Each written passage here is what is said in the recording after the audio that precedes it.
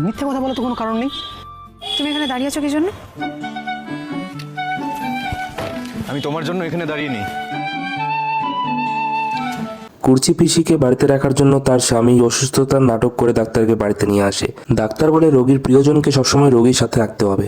কুর্চি পিসি বলে সেটা কি করে সম্ভব? প্রিয়জন বলতে ওনার ছেলে ডাবলুর বাবা বলে না না, ওকে আমি বসে বসে খাওয়াতে পারবো না, ও চাকরি করছে, ও চাকরি করুক। ডাবলু বলে বাবা তুমি ভালোই নাটক করছো। কুর্চি পিসির বর বলে তুমি তো আছো, তুমি বাড়ি থেকে কোথাও না গেলেই হলো। কুর্চি পিসি বলে আমি তো বাপের বাড়িতে থাকি, তুমি থাকবে ওখানে আমার সঙ্গে। কৃষাণু বলে তুমি যদি আমার সঙ্গে না যাও তবে আমি বলে দেবো রাস্তায় দাঁড়িয়ে তুমি ফুচকা খাচ্ছিলে, আমার সাথে বাড়ি আসতে বলেছি তুমি আসনি। মিঠি তার বন্ধুদের বলে উনি আমার কেউ না, নতুন কাকুর পরিচিত, সেই জন্য 2-3 বার আমাদের বাড়িতে এসেছিল। কৃষাণু বলে তোমাদের বান্ধবী তোমাদের মিথ্যা কথা বলছে, আমি ওদের বাড়িতে যদি যাই তাহলে না চেনার কি হলো? মিঠি বলে আমার বাড়িতে যেতে দেরি হবে, এখন আমি যাব না। মিঠির বন্ধুরা বলে তুই তো বাড়ি যাওয়ার জন্য তাড়াহুড়ো করছিলি। কৃষাণু বলে ও আমার গাড়িতেই যাবে, তোমাদের সামনে লজ্জা পাচ্ছে আর কি। পরবর্তী পর্বটি দেখতে হলে অবশ্যই চ্যানেলটিকে লাইক এবং সাবস্ক্রাইব করে দিও।